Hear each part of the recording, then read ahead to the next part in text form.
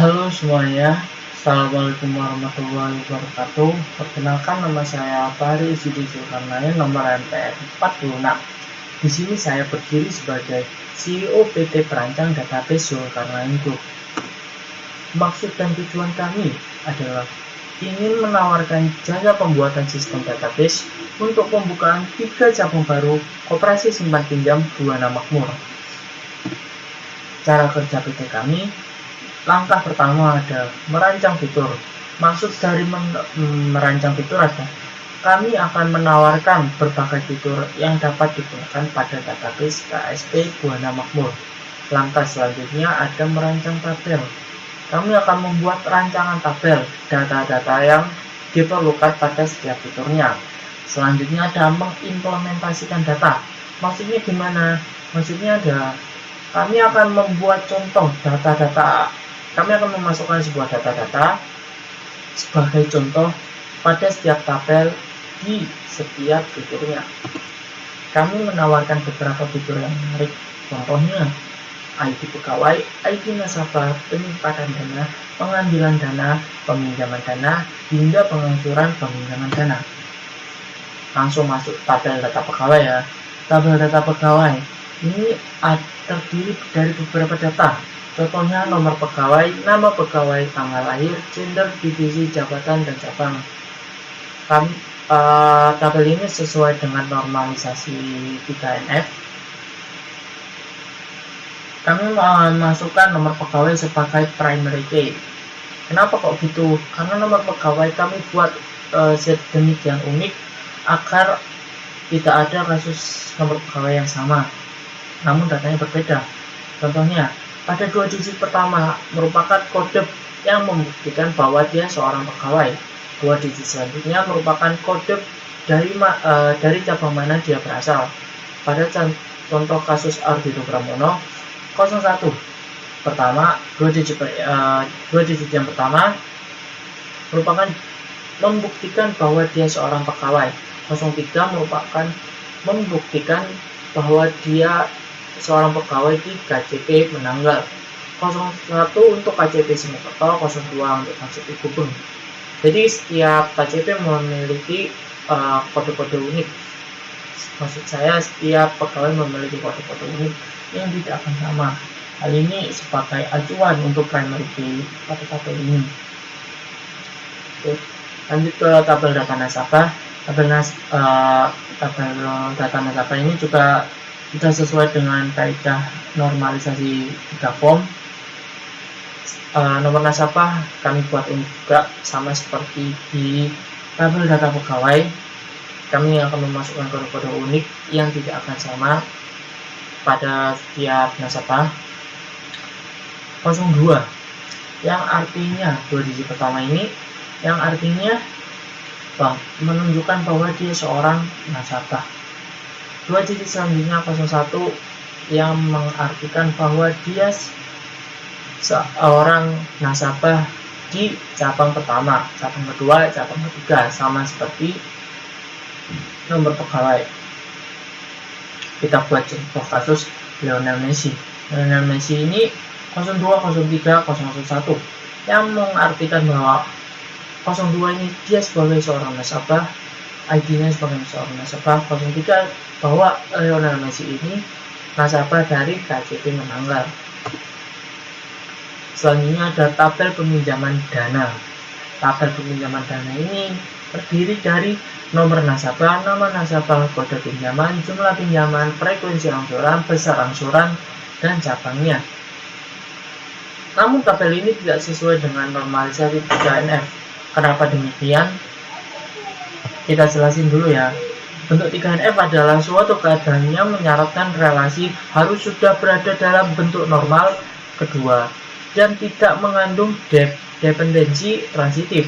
Dependensi transitif itu ketergantungan secara fungsional suatu atribut kepada atribut lainnya, yang dimana atribut itu juga memiliki dependensi fungsional atribut yang lain pula. Artinya gini, contohnya jumlah pinjaman. Jumlah pinjaman ini memiliki fungsional terhadap atribut kode pinjaman. Namun, kode pinjaman ini juga memiliki atribut terhadap, maksud saya fungsional terhadap atribut nomor nasabah, yang artinya tabel ini tidak sesuai dengan normalisasi 3NF. Tidak usah khawatir, saya sudah merubahnya tabel yang sesuai dengan kaidah normalisasi 3NF, yang artinya kami pisah dulu kode pinjaman yang tadinya bukan sebagai primary key, kami akan menjadikannya sebagai primary key di tabel selanjutnya. Kode pinjaman ini juga termasuk foreign key, maksudnya kode pinjaman ini juga tidak akan sama, jadi tenang saja, bisa dijadikan sebagai primary key. Contohnya A ini merupakan kode unik yang mengartikan bahwa ini kode pinjaman. Selalu lanjutnya 2 digit selanjutnya ada 01 ini yang mengartikan oh ini pinjaman pertama, pinjaman keempat, pinjaman ke-10, seperti itu. 01187 digit selanjutnya ada bahwa ini membuktikan identitas nasabahnya. 01 dari Simokerto 187, berarti Kobe Bryant, seperti itu. Dia meminta jumlah pinjaman 12.000, angsurannya 12 kali, maka dasar angsurannya 1.000 perak per bulannya. Selanjutnya ada tabel pengangsuran dana, ini juga tidak termasuk dengan normalisasi 3 form. Akhirnya saya melakukan perubahan. Tabel ini terdiri dari nomor nasabah, nama nasabah, kode pinjaman, besar angsuran, periode angsuran, sisa angsuran, dan cabang. Ini kami buat tabel yang sesuai dengan normalisasi 3 form. Kode pinjaman yang tadinya bukan sebagai primary key, kita jadikan sebagai primary key di tabel ini. Ya, tentu saja sama seperti sebelumnya, ini juga memiliki kode-kode yang tidak akan sama. Besar angsurannya 1.000, periode angsuran kelima, artinya dia sisa dari 12 periode yang tadi, dia sisa 7 kali, maka sisa angsurannya 7.000. Jadi sesuai dengan besar angsuran sama periode angsurannya berapa gitu. Selanjutnya tabel penyimpanan dana. Tabel penyimpanan dana ini juga tidak termasuk normalisasi 3NF. Artinya kita harus merubahnya. Tabel ini termasuk memiliki data nomor nasabah, nama nasabah, kode penyimpanan, besar simpanan, pola penyimpanan, dan cabang. Kita rubah dulu untuk sesuai dengan normalisasi 3 formnya. Kode penyimpanan kita jadikan primary key.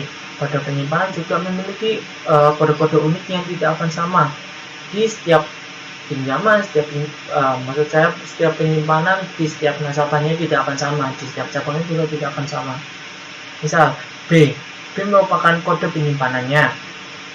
01 merupakan penyimpanan ke-1, berarti dia nabung pertama. Kalau 03 ya nabung ketiga, kalau 02 ya nabung kedua, itu. 2 digit selanjutnya merupakan identitas dari nasabahnya. 01187 berarti cabang pertama nomor 187, ada Kobe Bryant di cabang Simokerto. Dia melakukan simpanan sebesar 20.000. Tapi total penyimpanannya 100.000 dari penyimpanan sebelumnya yang dia lakukan. Selanjutnya ada kode penyimpanan. Sebenarnya kalau ini penyimpanan pertama berarti total penyimpanannya 20.000, maksud saya. Salah saya. Kode penyimpanan berikutnya 03 berarti simpanan ketiga. Di 02 dia hanya menyimpan Rp1.000 dan totalnya 1.000, berarti penyimpanan sebelumnya dia bisa melakukan berapapun untuk nilai 10.000, jadi grand totalnya sebesar 11.000. Oke, maafkan kesalahan saya. Contoh selanjutnya di tabel pengambilan dana.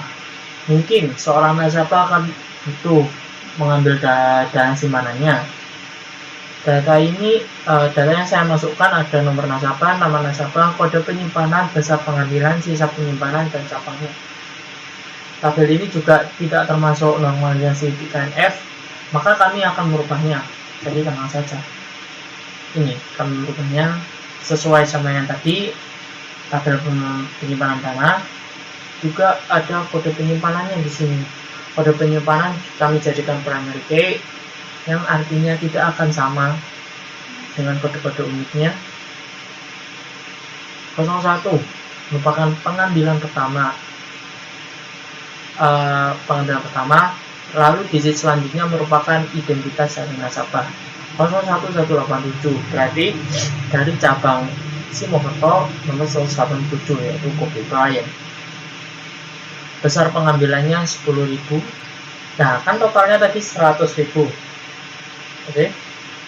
Maka sisa penyimpanannya 90.000. Dari total terus diambil 10.000, tinggal 90.000. Manfaatnya apa bagi koperasi Anda untuk melakukan database ke kami? Yang pertama, banyak manfaat sekali kalau koperasi Anda memakai sistem database dari kami. Yang pertama ada meminimalisir terjadinya pendataan ganda. Database ini juga membantu meminimalisir pengulangan data atau redundansi data, supaya tidak ada data-data ganda, karena data kami sesuai dengan normalisasi 3 form tadi. Jadi kemungkinan data ganda itu sangat kecil dan tidak akan terjadi.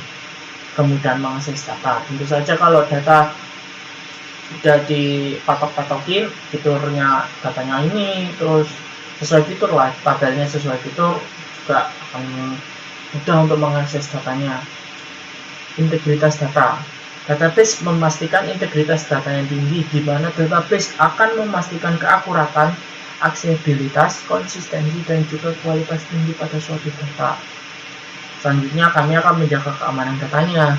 Keamanan akan informasi dan data terjamin dalam database, sebab kita bisa menyisipkan suatu kode akses data-data tertentu agar tidak dapat diakses orang lain.